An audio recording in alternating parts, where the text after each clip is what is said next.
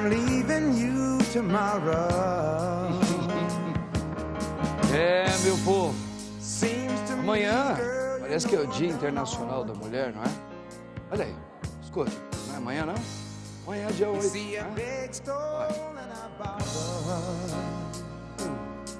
Yeah. That's why I'm easy. Lionel Richie, hein? Quem é que não curtiu os anos, final dos anos 80, comecinho dos anos 90? Assim, era muito bom. Por isso o padre escolheu essa música, porque hoje nosso programa Bendita Hora está bem feminino, claro, com exceção do padre, algumas câmeras aqui. E hoje nós vamos ouvir essas mulheres falarem, né? As mulheres estão com tudo essa semana aqui. Não só essa semana, sempre. Programa, olha só, o programa Bendita Hora, ao vivo aqui, o melhor programa da televisão brasileira, disparado. Pode ter certeza, minha gente. Mas antes do padre apresentar as meninas, vem antes com o padre Marcos agora. Vamos colocar tudo nele, que é Pai, Filho e Espírito Santo. Amém. Vinde, Espírito Santo, enchei os corações dos vossos fiéis e acendei neles o fogo do vosso amor. Enviai o vosso Santo Espírito, e tudo será criado, e renovareis a face da terra. Oremos. Ó Deus, que instruístes os corações dos vossos fiéis com a luz do Espírito Santo, fazei que apreciemos retamente todas as coisas, segundo o mesmo Espírito, e gozemos sempre da sua consolação, por Cristo Senhor nosso. Assim seja. Rogai por nós, Santa Mãe de Deus, para que sejamos dignos das promessas de Cristo. Amém. Quem como Deus? Ninguém como Deus. Muito bem, irmãos e irmãs, mais um programa. Tempo da quaresma, né? Tempo forte, tempo da graça de Deus. Olha aqui, olha as convidadas do padre hoje. Vamos começar aqui para o meu lado direito e o seu esquerdo. Ela já veio no meu programa. É aquelas pediatras assim que todo mundo queria conhecer para tê-la como médica. Doutora Vanessa Tirlone.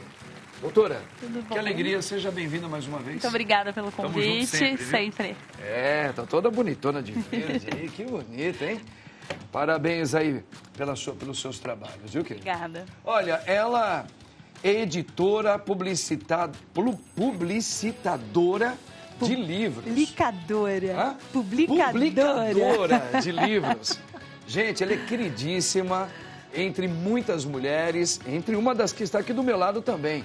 Mas ela nada mais, nada menos é do que a nossa querida Heloísa Beluso. Heloísa, seja bem-vinda, querida. Obrigada pelo convite, uma alegria estar aqui. Muito querida, viu? Muito obrigada. Já ouvi falar antes de você Já ouviu falar? Muito bem de você. Que bom, fico feliz em saber, obrigada. Isso, que legal. Agora, do meu lado esquerdo, o seu direito. Ela é a que fala muito bem da nossa querida publicadora de livros, mas ela é jornalista, escritora, especialista em sustentabilidade. Olha, reconhecida até pela ONU, hein? Nossa querida Sônia Consiglio. Soninha, Padre. Deus abençoe você. Amém, obrigada pelo convite. Querida aqui. Eu adoro estar aqui. Você é maravilhosa. Ela eu conheço, gente. Ela é uma dermatologista de primeira qualidade. Para mim, com toda a humildade, respeitando todas as profissionais nessa área, é a melhor que eu já ouvi falar e que conheço, porque eu já estive também sobre os talentos dela. A minha querida dermatologista, especialista em estética, doutora Luciana Macedo. Doutora, que alegria! Que alegria, padre. Que bom estarmos aqui. Sempre, sempre. Uma honra estar perto de você. Que bacana. A doutora, eu sou suspeito, a doutora Luciana é muito profissional, gente, muito inteligente, muito capaz, tá bom? Bom, gente, é o seguinte, ó, vamos colocar aqui nós temos aqui um triste caso de racismo que aconteceu dessa vez no futebol de novo, né? O atacante Luigi, dependendo de como você entender, do Palmeiras, né? Ele foi chamado de macaco. E ainda cuspiram em seu rosto durante o jogo da Libertadores Sub-20. Tá? Então, disputado ontem no Paraguai. Então, indignado, o jogador desabafou. Vamos dar uma verificada assim pra gente, depois eu queria ouvir a opinião das meninas aqui também. Dá uma olhadinha aqui, ó. Veja isso, meu povo, olha.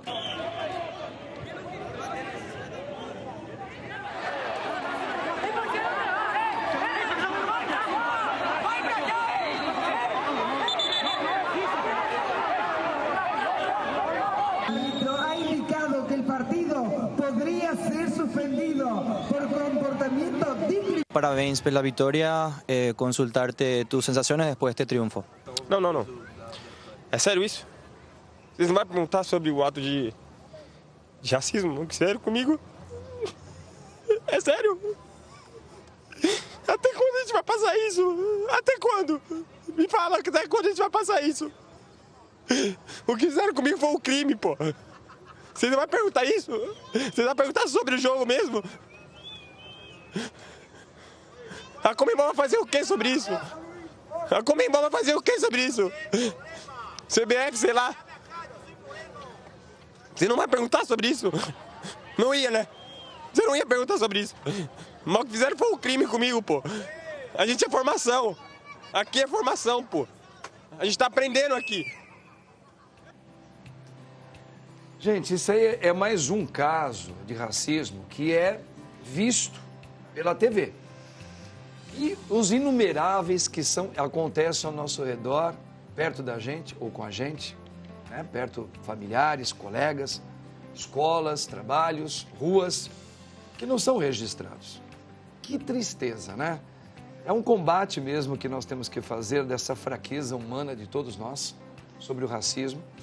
A gente está vendo aí, porque foi televisionado, né? Tem uma expectativa, é um jogo, mas que tristeza, né? Um rapaz, nós temos o caso também do Vini Júnior, que é bem conhecido, e ele também foi perguntado logo após, perguntaram para o técnico dele, fala um pouquinho da vitória, ele falou assim, nós não vamos falar de futebol, temos que falar disso que aconteceu aí, que é a mesma coisa que aconteceu com o Luigi. O que você, eu queria ouvir um pouquinho a opinião de vocês, porque nós estamos diante de um período na vida humana de grandes mudanças. E isso é uma delas que tem que mudar urgentemente a consciência de todos nós. Como é que vocês pensam isso, meninas? Eu acho que a gente precisa começar a se reeducar e educar as novas gerações que estão chegando. Então, isso é uma coisa que a gente não nasce, né? Então, ninguém nasce sendo racista ou preconceituoso. Sim. A gente aprende em algum lugar. No meio onde nós estamos. Exatamente. No meio em que a gente é exposto, a gente aprende isso de alguma maneira. Então, eu acho que cabe a todo mundo, como sociedade, querer um lugar melhor para todo mundo. Então, todo mundo tem os mesmos direitos e a gente tem que lutar, independente de não ser preta, de não ser parda, a gente tem que lutar por um mundo igual para todo mundo, que todo mundo tem os mesmos direitos. Seres humanos, né? Exatamente. O ser humano, na conquista da vida social, ele não tem tons de pele, ele é um ser humano, é uma pessoa. Assim que vocês pensam também, como é que eu queria ouvir um pouquinho mais de vocês? Gostei, legal. Olha, as imagens são fortes, né? Acho que é impossível você não se emocionar. E acho que o Padre Sor trouxe muito bem. A gente está vivendo muitas mudanças, né? Coisas que a gente falava há 10, 15, 20 anos que eram normais, entre aspas. Para nós era um mundo normal. Agora a gente muda. Exatamente, a gente muda, o mundo muda e a gente precisa estar muito atento ao respeito ao outro, né? Uma vez eu fui numa cafeteria e vi um quadro que me marcou muito, porque às vezes as pessoas podem falar, isso é mimimi. E o quadro dizia assim, mãe, o que é mimimi? Mimimi é a dor que não dói na gente. Então é isso, é mais empatia, né, Padre? Verdade. Sentir a dor do outro, a gente sente a dor dele. E é importante a gente pensar sobre a ótica, a consciência do ser humano sobre a sua condição humana. E nós, como cristãos que somos, nós sabemos que nós somos filhos de Deus, criados à semelhança de Deus, que todos têm o direito à dignidade humana. E quando isso acontece hoje e não acontecia antes, é porque o ser humano está tendo a consciência do seu alto valor e tendo que mostrar que o mundo tem que reconhecer isso. Então é um trabalho, como o senhor comentou agora há pouco, que mudou. Hoje o mundo todo está olhando para isso. E isso é importante, tem que viralizar. Porque é uma dor que antigamente era normal, mas não é uma dor que a gente pode aceitar. Porque isso pode levar ao quê?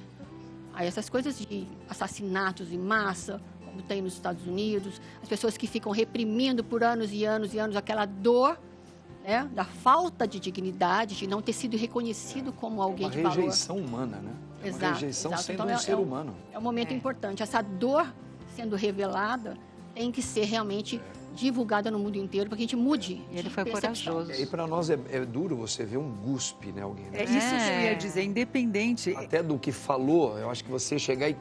É uma imagem- agressividade, qualquer tipo de discriminação é horrível, mas você cuspir numa pessoa, cuspir, o que é isso? Traz uma memória de nojo, né? Nojo. Desprezo. Desprezo. Desprezo. Sabe, uma coisa é caca, você é o nada. Isso aí é uma das coisas mais tristes, né? Mas pra eu achei qualquer ser humano. muito corajoso esse menino. Ele foi que muito. lindo ele ter falado. Ele é mais um, e é né? o que você disse, tem que divulgar, isso tem que aparecer. Eu acho Que bom, graças a Deus que isso acontece, né? Tá vendo, gente? A opinião dessas meninas aqui, a opinião, espero que seja também a sua, de indignação, né? Vamos lutar, começando pelas nossas famílias, um novo modo de pensar. Padre Marcos, junto com essas mulheres aqui, super capazes, hein? Vamos aqui a primeira informação. Dá uma olhadinha aqui, ó. A importância da literatura feita por mulheres. Olha, a importância da literatura feita por mulheres. Minha querida Heloísa, comenta um pouquinho dessa importância da literatura feita por mulheres. por mulheres. Eu queria saber por quê. Se a literatura for feita por mulheres, tem uma importância muito significante. E não os homens. Aí eu queria entender um pouco. Aliás, pegando esse viés do que acabou de ser dito aqui, né, com a questão do racismo, também existe um espaço que foi muito cerceado das mulheres. A literatura feita por mulheres, eu digo assim, que é uma literatura de intimidade. As mulheres colocam, eu faço muitos livros para autoras especialmente, mas as mulheres colocam nos seus livros suas ansiedades, seus desejos, suas dores, e isso é tão real, isso encontra a leitora. Então, há uma intimidade entre a leitora e a autora. Eu acho que vocês também devem reconhecer isso nos livros escritos, uma identificação. Então, eu vejo, é muito forte a literatura feita por mulheres e é um lugar de fala. Então, é onde a mulher realmente pode se colocar livremente com os seus anseios, com as suas dúvidas, porque isso vai encontrar as dores, as dúvidas, os desejos de outras mulheres. E também contextualiza uma época, né? Porque a gente fala, os nossos anseios hoje são diferentes dos anseios da minha mãe, da minha avó, os desejos são outros. Mas, na verdade, aquela vontade de se colocar, isso é permanente em qualquer geração, né? Ter um espaço para você se colocar, de colocar os seus valores de fato, aquilo que você viveu, aquilo que você vive e a sua perspectiva da vida. Eu achei legal você falar, Heloísa, que você pegou até uma referência da informação de exemplo inicial com o Luigi, né? Eu imagino que todos aqueles que são vítimas do racismo, por eles serem negros, alguma coisa assim, eu acho que eles têm uma força de se entenderem quando um representa todos eles. Então, aqueles que são também do mesmo tom de pele, vamos dizer assim, que é vítima, tá? Eles se ouvem melhor, eles se compreendem melhor. É isso que você está falando. É uma representatividade. No caso das mulheres do também, caso que das foram mulheres. silenciadas durante tanto tempo, né? É uma representatividade.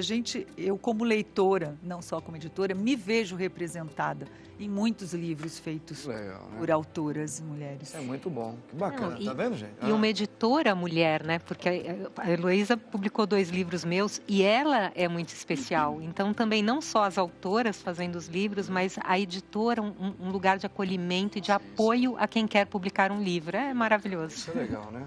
É um casamento praticamente perfeito também. Um acolhimento, sabe, padre? Assim. Ela traduz toda a sua história, o seu sentimento, ela consegue fazer com que isso seja levado para o mundo. Isso é super importante. Eu digo que ela sonha os sonhos junto.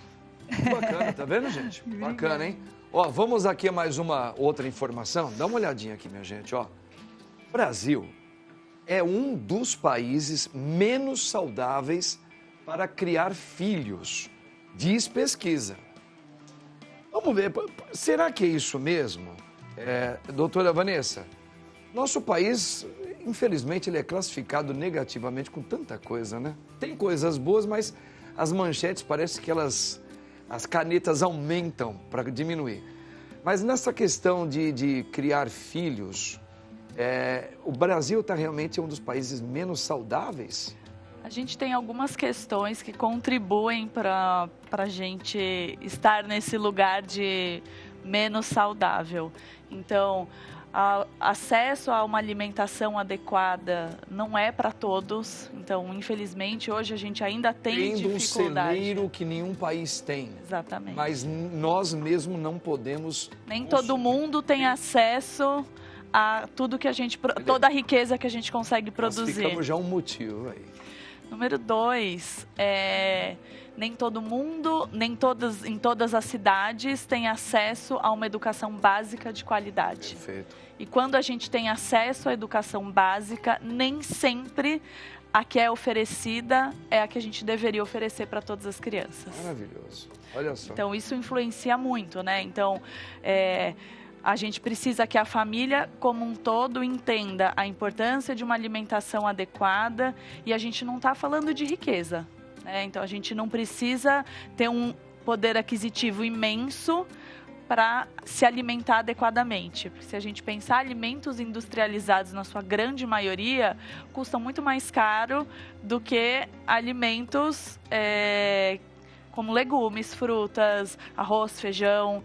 Carne está caro mesmo, a gente sabe, mas tem muita coisa, o básico de uma boa alimentação muitas vezes menos caro do que um alimento industrializado. A gente vê que o acesso a isso é algo que prejudica muitas classes a ter. E outra é uma qualidade de ensino, né? Exatamente. Que seja uma qualidade de ensino propícia para um ser humano ter conhecimentos básicos e importantes para adquirir sua autocrítica, para não aceitar tudo como vem, né? Até para coar bem, para valorizar o ser humano naquilo que ele tem como dom, não ficar só olhando para o outro e falar aquilo ali para mim que é o certo. Eu acho que é uma educação que a educação desperte básica vai refletir ali, no que aconteceu com o Luigi. Se a gente tem uma educação de qualidade, a gente vai entender que todo mundo é igual. E que é isso, a gente precisa crescer. E crescer não significa diminuir o outro. Se você cresce, para você crescer, não significa que o outro tem que ser pior que você. Tem espaço para todo mundo. O Brasil não é o maior, né? Não é um país que é o único. É dos países. Eu acho que deve ter países até na Europa também. E a gente hoje tem muitos programas para melhorar todas essas questões. Então, um programa super importante dentro da Sociedade Brasileira de Pediatria, junto com aquela apresentadora, a Rita Lobo, é falar sobre alimentação saudável desde casa e dentro das escolas também. Perfeito. E você colocou um ponto legal, doutora Vanessa, eu acho que chamou a atenção de todos nós aqui. Porque quando você disse assim, que dando um exemplo de família, que basta você ter acesso no país super desenvolvido para que todas as classes adquiram uma boa alimentação para criar os seus filhos, tem uma ótima educação, mas não uma educação que não sabe diferenciar o que é um ser humano, que eles são todos iguais. Exatamente. Às vezes são países exemplos, mas são bem racistas, são bem preconceituosos em muitas coisas. Eu acho que isso aí o Brasil não é o único, não, realmente. Não, tem o mundo inteiro precisa melhorar muito. O mundo inteiro da criança, né? Que legal. Olha isso aqui, dá uma olhada nisso aqui, Como uma médica cristã, tem que deixar isso bem claro, encara a estética sobre a ótica dos 7 pecados capitais. Por exemplo, a vaidade e a luxúria. Minha querida doutora Luciana Macedo, super competente, e ela mesma já disse aqui, ela é cristã, ela crê em Deus, procura viver a sua fé. Mas, doutora, a gente vê que realmente tudo que é em excesso na vida não é bom. Mas a vaidade, hoje nós estamos vivendo esse advento já há um bom tempo, de se cuidar mais, de você não aparentar, envelhecer sem ficar aquele velho acabado, aquela velhona acabada, um velho bonitão, uma velha charmosa, não é? Mas até que ponto, como uma médica cristã, como é que encara a questão da estética? Como é que você poderia, como profissional, e olha que você precisa vender o teu peixe, mas como lidar com isso sobre a vaidade e luxúria, hein? A questão dos pecados capitais? É interessante, né, padre? Já conversamos algumas vezes sobre isso. A gente gosta de conversar sobre filosofia, teologia e esses temas espinhosos, né? Eu confesso para o senhor que no começo da minha carreira eu fiquei um pouco tensa, me sentindo culpada, porque ao mesmo tempo que eu queria também tratar a minha vaidade, ficar bem, tratar a vaidade dos pacientes, eu ficava pensando, meu Jesus, estou falando de pecados capitais, vaidade. E a vaidade, ela cai nos dois pecados, da soberba e do orgulho, daquela coisa da autovalorização excessiva e da luxúria. Sim. No sentido de você querer ser mais sensual, mais... Seduzir, aquela coisa dos prazeres carnais. Perfeito. E eu, como médico cristã, com muita fé, que gosto de estudar, temente a Deus, e estudando filosofia, e eu estava lá trabalhando nesse sentido e vendo pessoas absolutamente assim desesperadas para ficarem jovens.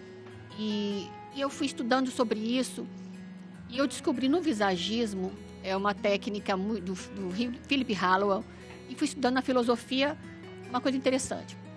A gente está falando 2 pontos principais, olha só.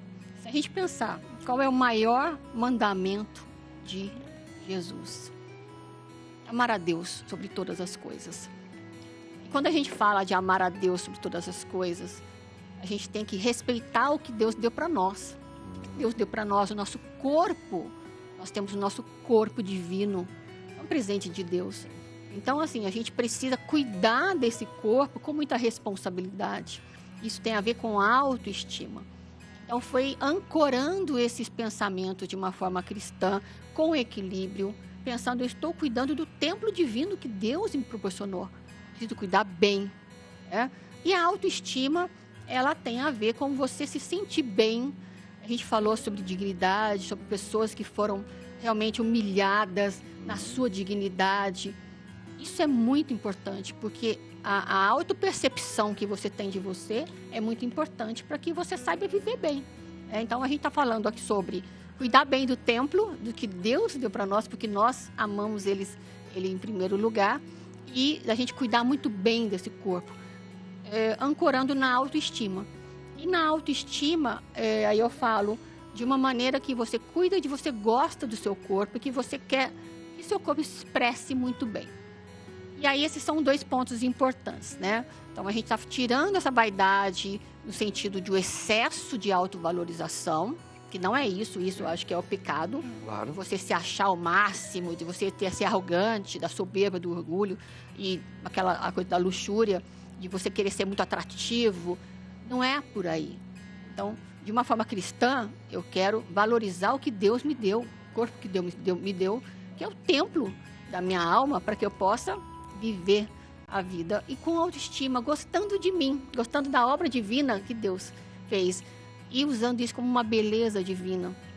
E aí tem outro ponto. Para trabalhar com isso, eu estudando filosofia, visagismo e tentando validar isso na medicina através da neurociência, eu comecei a desenvolver outros conceitos para que tornasse mais fácil esse entendimento das pessoas a respeito da vaidade, porque chegou um momento que as pessoas falaram, poxa, é vaidade, é excesso ou não? É algo que realmente Deus vai gostar, do que está dentro de um equilíbrio. Entendi. E aí foi quando eu comecei a estudar visagismo, tem a outra história, eu desenvolvi outros conceitos para que possamos validar a medicina estética de uma forma muito mais coerente, que é a beleza consciente, e eu acho que eu já comentei com o senhor algumas vezes, né? Comentou. A doutora, ela é muito cuidadosa, né? A gente, às vezes, ela cuida de alguma saúde da minha pele também e de outras pessoas que a gente já indicou para ela. Ela tem muito esse cuidado, porque muitas pessoas vão procurar, porque ela trabalha com estética, né? Harmonização também, tudo isso aí, né, doutor? Exato. E às vezes ela é muito profissional às vezes, e sabe trabalhar o humano da pessoa, né? Não descaracterizar aquilo que a pessoa tem da sua idade. É legal, isso é muito bacana. A gente percebe isso em você. Por isso que eu falo que você é diferente, né? Exato. E daí a questão da beleza consciente. Não sei se eu vou poder falar um pouquinho mais sobre isso. Acho que depois tem a parte que ela pode complementar depois. Você ainda vai ter outra participação aqui, doutor. Então tá bom. Vou poder falar mais. Tá bom, vamos ver aqui uma outra notícia, mas tá vendo, gente? Eu tô falando que essa mulher é diferente, né? É, doutora Luciana. Sônia Consiglio. Consiglio, né? Consiglio. é reconhecida pela ONU, minha gente, como uma das mulheres pioneiras no desenvolvimento da sustentabilidade. Soninha, isso aí às vezes a gente fala assim, cuidado, você não se vai descer. Não, isso é graça de Deus, né? Deus que te deu esse presente de você ser capaz de se preocupar com uma área na vida e você tirar de letra. Você é reconhecida pela ONU como uma das mulheres pioneiras nesse desenvolvimento da sustentabilidade. Conta um pouquinho, até para que as pessoas entendam o que é o desenvolvimento da sustentabilidade, tá? Porque tem muita gente que fala, mas o que é isso? Né? Só para explicar bem e por que a ONU te reconheceu por aí. Vamos lá, padre. Isso foi em 2016, quando o Pacto Global da ONU, uma iniciativa empresarial dentro das Nações Unidas, começou a reconhecer 10 pessoas, as fotos lá do reconhecimento em Nova York, 10 pessoas no mundo. Então, eu sou a primeira mulher brasileira reconhecida como pioneira pelo desenvolvimento dos Objetivos de Desenvolvimento Sustentável, chamados ODS. O que é isso? Em 2015, todos os países membros da ONU concordaram em atingir 17 objetivos até 2030. E era o que a gente estava falando aqui, erradicação da fome, erradicação da pobreza, saúde e bem-estar, consumo, cidades, ali, os 17 objetivos da ONU, que na verdade é do mundo. Eu digo aí que é a lição de casa da humanidade. Eu trabalho nessa área há mais de 20 anos e fui reconhecida pelo trabalho que eu fazia dos objetivos anteriores, existiam outros objetivos antes desses, que foram definidos em 2015, e pela promoção desses objetivos até 2030. Então, sustentabilidade, na verdade, padre, e todo mundo, é a gente respeitar o meio ambiente, respeitar o ser humano, definir a forma como a gente faz as coisas e entender a mudança do mundo. Então, quando a gente olha os ODS, olha lá, tem objetivos de consumo e produção responsável, vida na água, mudança climática, justiça. Ou seja, se a gente fizer, são 17 objetivos, 169 metas, 231 indicadores. Se a gente conseguir metade disso, a gente já fez uma bela lição de casa. E aí eu queria só contar uma história rápida, se puder voltar até nas fotos de Nova York, quando teve o reconhecimento lá, o senhor falou, né, o que significou isso, né? Quer dizer, vocês veem, tem até ilustração minha na Times Square, ali tem a foto com o Ban Ki-moon, foi muito reconhecimento. Mas, na verdade, aquela foto ali dos 10 com o Ban Ki-moon, que era o secretário-geral da ONU na época, foi muito forte. A gente estava na ONU, esperando o Ban Ki-moon chegar, então estavam os 10 pioneiros ali, ele ia entrar do meu lado, então eles falaram assim, ninguém se mexe. Ele vai chegar, vai acenar com a cabeça, vai entrar, tirar a foto e vai sair. Então a gente não se mexia, né? Ficava lá, meu Deus do céu, né? O Ban Ki-moon vai chegar. Ele chegou, padre, mexeu com todo mundo, cumprimentou todo mundo, tirou dos lugares. Depois fizemos as fotos. Então, eu tiro para mim que ser humano é ser humano, independente da posição que ocupa, independente da responsabilidade que tem. Então, para mim, esse reconhecimento é, claro, um reconhecimento divino, como o senhor trouxe, mas muito uma responsabilidade de continuar falando dessa agenda de uma forma simples. Para quem está ouvindo a gente agora em casa, não é nada do outro mundo, né? É simplesmente a gente respeitar os direitos básicos. E aí, só para não me alongar muito, no último dia em Nova York, fiquei uma semana em Nova York ali, um monte de comemoração, e eu ficava olhando aquela caricatura na Times Square, né? Você fala assim, gente, mas sou eu mesmo, né? E eu escrevi uma crônica sobre isso, e encerrei a crônica dizendo assim, ainda bem que o painel era alto e que eu tinha que ficar olhando para cima, porque é a posição que a gente tem para agradecer a Deus quando recebe alguma coisa. Muito bem mesmo. Então é isso. Que Deus conserve esse pensamento sempre dentro de você, né? Amém, padre. Acho que a grandeza de um ser humano é a sua humildade. O grande combate no cristianismo é isso. É que o ser humano deixou de ser humilde, né? Verdade. Acho que ele não precisa, que ele é autossuficiente. E aí começa. E aí a gente percebe que você trabalha com isso tudo, né? Parabéns, tá bom? E obrigada pelo espaço para poder falar sobre isso, num lugar tão especial. Que legal. Tá certo. Tá vendo, gente? Olha, intervalo? Nós vamos tomar um cafezinho aqui, o padre com essas meninas aqui, a gente já volta rapidinho. Olha, o café tá muito gostoso. O cafezinho tá caro, mas ó, esse feito aqui pelo Rodolfo não tem pra ninguém não. Que delícia, as meninas estavam... É isso aí, minha gente. Vamos aqui uma outra informação, dá uma olhada aqui, ó. Olha isso aqui. Olha aqui. Xixi na cama?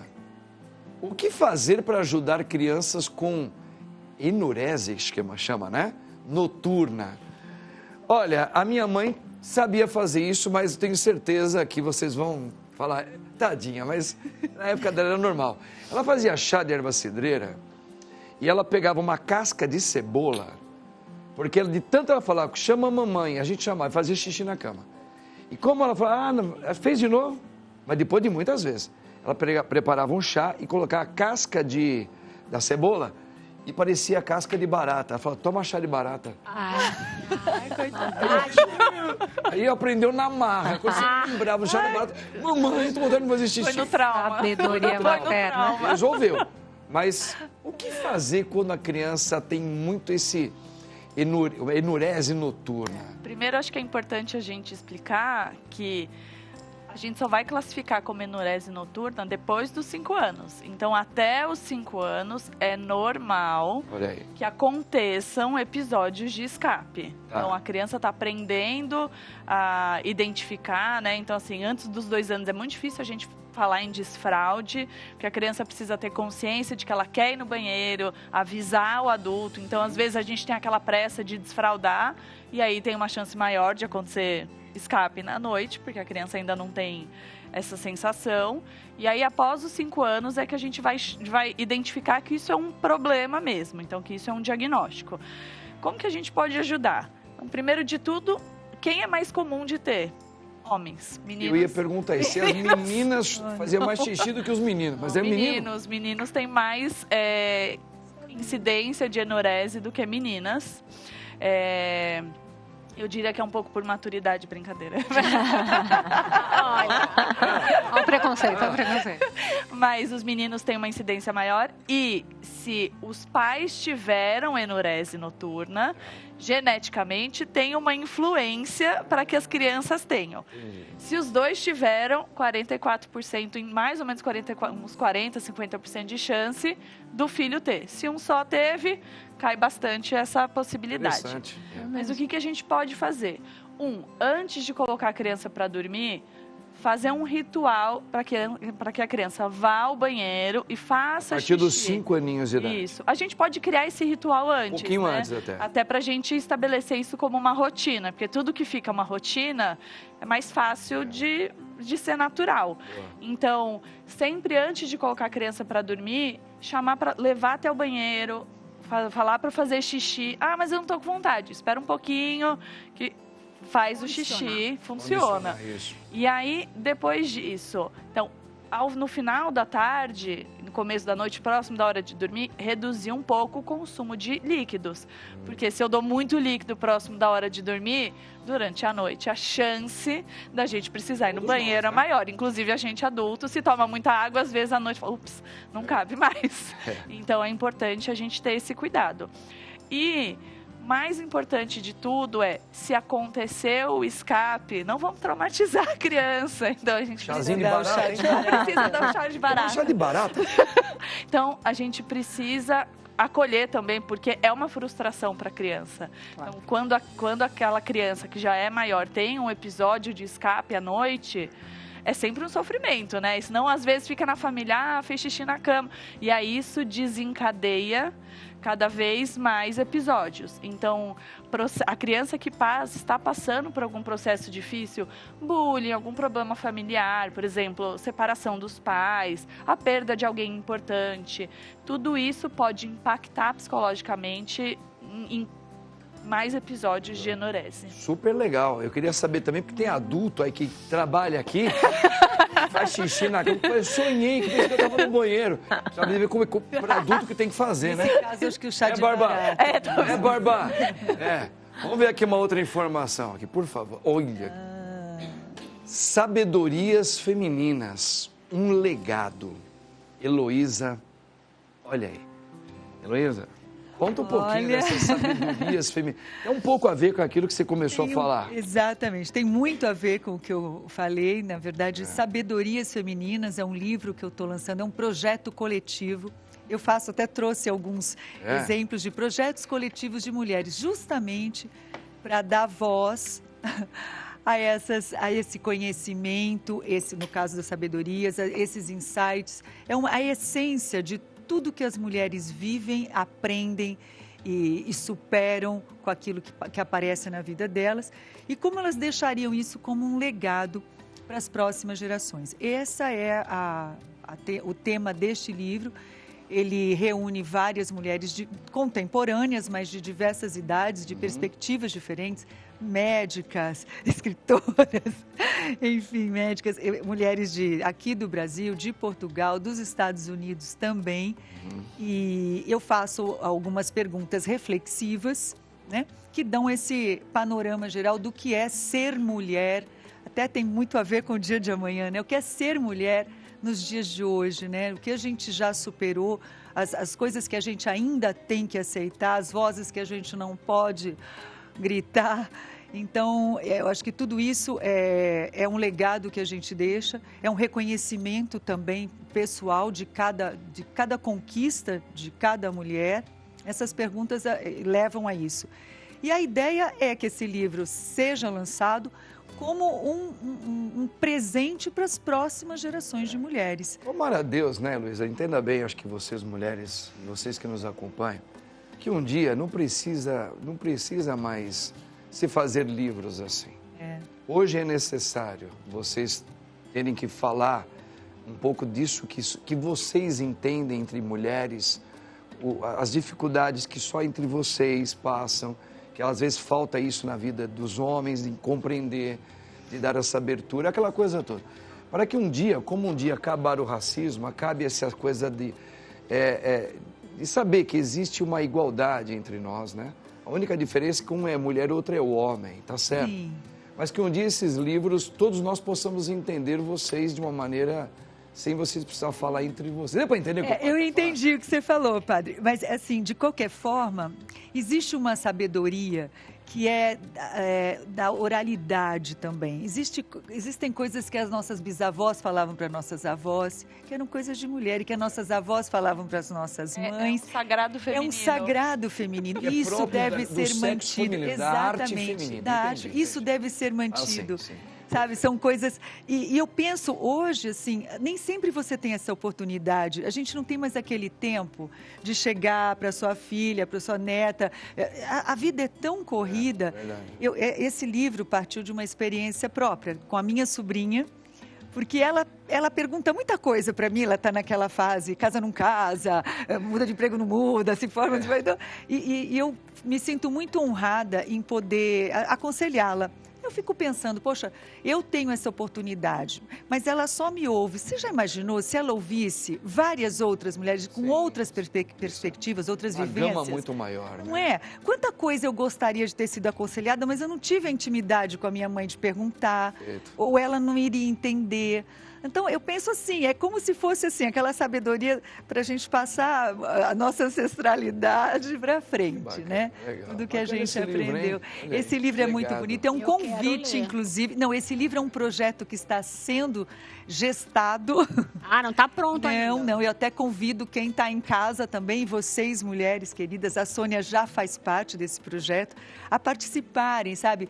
A deixar esse legado para as próximas gerações e se reconhecerem, porque vai ser um livro muito lindo, é um livro que você fala, olha, eu estou aqui, eu estou deixando, não sei se tive filho, se plantei uma árvore, mas eu estou deixando aqui o meu legado. Faz uma cápsula para o futuro. Exatamente, é uma cápsula para o futuro. Vocês estão gostando? Olha aí, vamos fazer um legado para os homens também.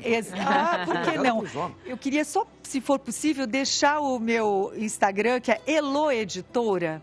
Porque pelo Instagram a pessoa entra em contato, tem o pessoal da editora que recebe, que atende vocês. E eu vou fazer questão também de atender cada uma, acolher, como a Sônia fala. Maravilhosa, Heloísa. Tá bom? Maravilhosa. Obrigada. Olha, dá uma olhadinha aqui, gente, uma outra informação. Olha, ela, né? Beleza consciente. A estética que une ciência, autocuidado e individualidade. Por doutora Luciana Macedo. Doutora, conta aí essa beleza consciente. É um pouco que você estava falando, né? Os seus estudos, sua profundidade. É a continuação de tudo que a gente estava falando, de toda a minha trajetória, desde quando eu comecei na dermatologia, com um pouco de culpa. Trabalho com estética, mas eu sou cristã. Até que ponto isso é legal?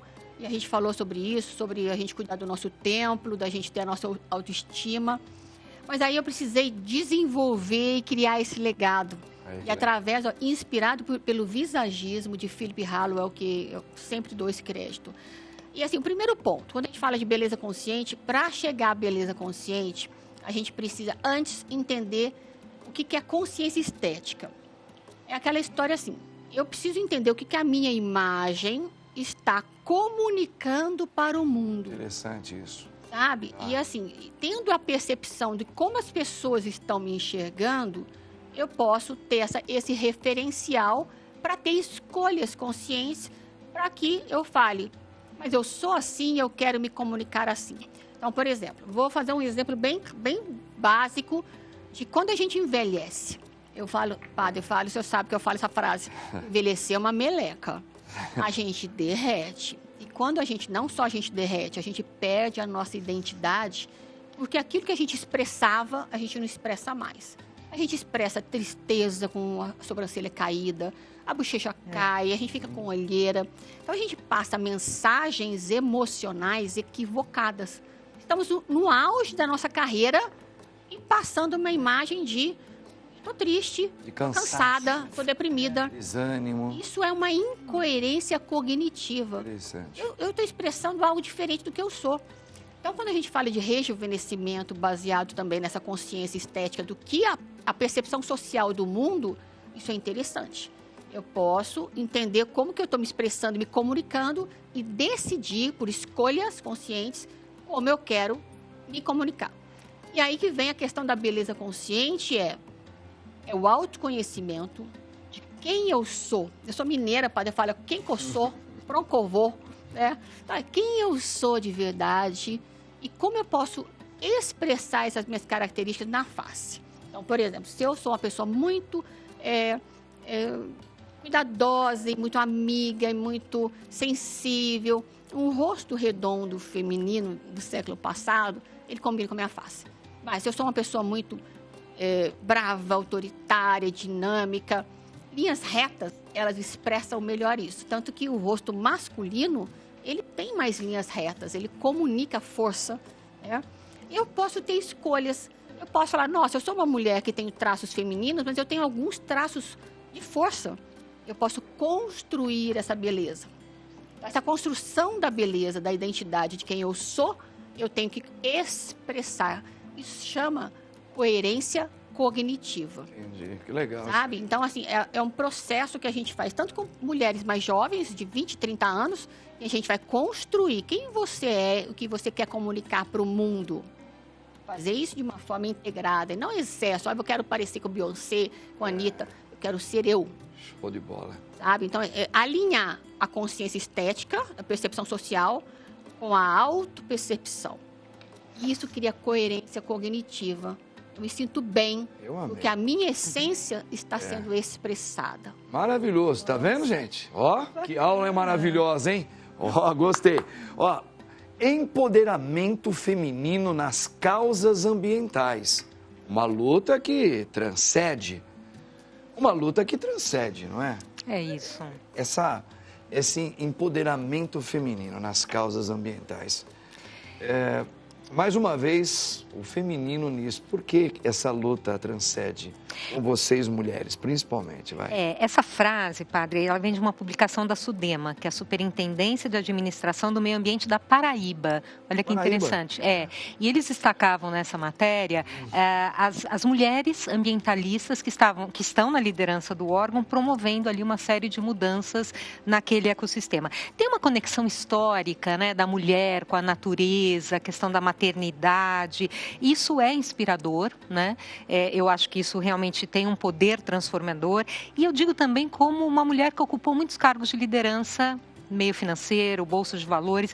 A gente tem uma forma talvez mais cuidadosa de tratar os temas, talvez mais sensível. E isso traz um olhar para a liderança. Mas, padre, eu gosto do equilíbrio. Né? Como o senhor trouxe aqui o livro dos homens, né? Eu acho que assim, o homem e a mulher juntos. Eu acho que desse equilíbrio a gente consegue avançar, né? É lógico que quando a gente tem uma data como amanhã, Dia Internacional da Mulher, se fala mais da mulher, se destaca, mas tem homens maravilhosos fazendo também projetos lindos na área ambiental. Mas é muito bonito isso sobre as mulheres na Paraíba lutando pelo meio ambiente. Isso é muito interessante. É bonito, é bonito. É, tá vendo, gente? E nós vamos ter aqui... Acabou! Ah, gente, que pena. Esse programa é muito quando eu falo, curto. quando tá ficando bom, a gente acaba. Porque aquele gostinho de quero mais. Tinha que ter mais meia Vai voltar. hora. Gente, então tá aqui, ó, mais um programaço com essas mulheres. Amanhã é o Dia Internacional das Mulheres. E aqui o meu desejo de todo o coração que as mulheres continuem aí mostrando o que elas são realmente para o mundo inteiro. E nós precisamos muito das mulheres, né? E aprender com elas. Como tá aqui os recados dados, tá bom? Você viu só as feras que estavam aqui, hein? As leoas. Olha, que Deus abençoe todos vocês. Eu agradeço, doutora Luciana.